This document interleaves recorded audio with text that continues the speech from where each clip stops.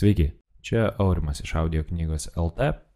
Jeigu šį filmuką radote Audio knygos LT svetainėje, tuomet greičiausiai žinote, kad Nokia PC Suite gali būti reikalingas jums įsidiegti programėlį audio knygoms klausytis arba perkelti pačioms audio knygoms į Nokia telefoną. Ir ypač tuo atveju, jeigu jūs neturite kortelės Nokia telefone, tai greičiausiai Nokia PC Suite bus vienintelis patogus būdas įsikelti audio knygas į jūsų telefoną.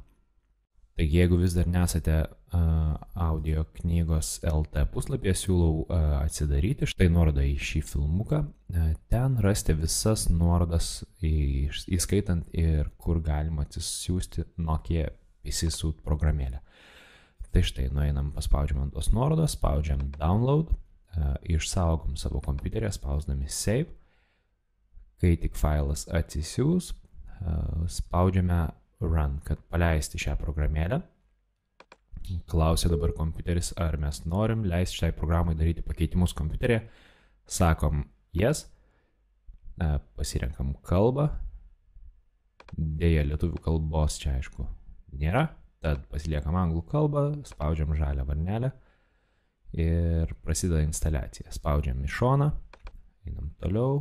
Dabar taip reikėtų susipažinti su licenzija, bet gal labai ilgai jos nenagrinėja. Spaudžiam I accept the terms, sutinkam ir toliau vėlgi spaudžiam toliau ir prasideda instaliacija.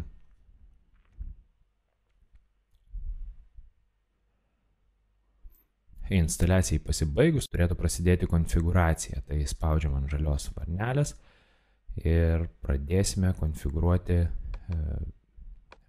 jūsų telefono ir kompiuterio sinchronizaciją. Tai tą galima padaryti keliais būdais. Aš siūlyčiau vis dėlto naudoti laidelį.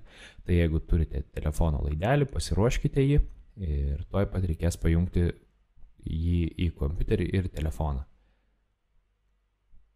Tai kai jau turėsit pasiruošę, spaudžiam į šoną, pasirenkam Cable Connection, tai yra, kad pajungsime laideliu ir spaudžiam į šoną. Dabar reikėtų jau tą laidelį ir pajungti.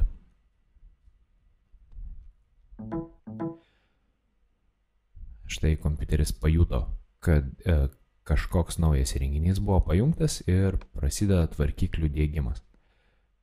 Nežinau, ar jūsų atveju taip pat atsitiks, bet pas mane štai išlindo toks langas po langu.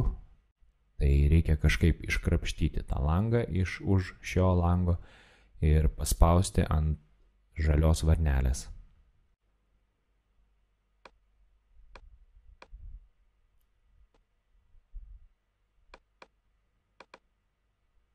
Ir štai instaliacija ir konfigūracija baigta. Vėlgi paspaudžiam ant žalios varnelės ir matysime, kad štai jau turime prieimą prie jūsų telefono. Šiuo atveju prie mano žmonos telefono Nokia E52. Matom, kad yra diskelis, kuriame yra 2 GB vietos ir pusė išnaudota. Ir taip pat čia galima pasiekti visus failus esančius telefone, tiek atminties kortelėje, tiek pačioje telefono atmintyje, importuoti filmukus, nuotraukas.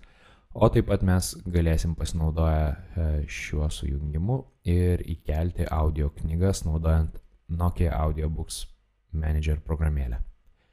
Tai tiek kol kas, malonu, visada su jumis pasibendrauti. Aurimas, Audio knygos LT. Iki susitikimo.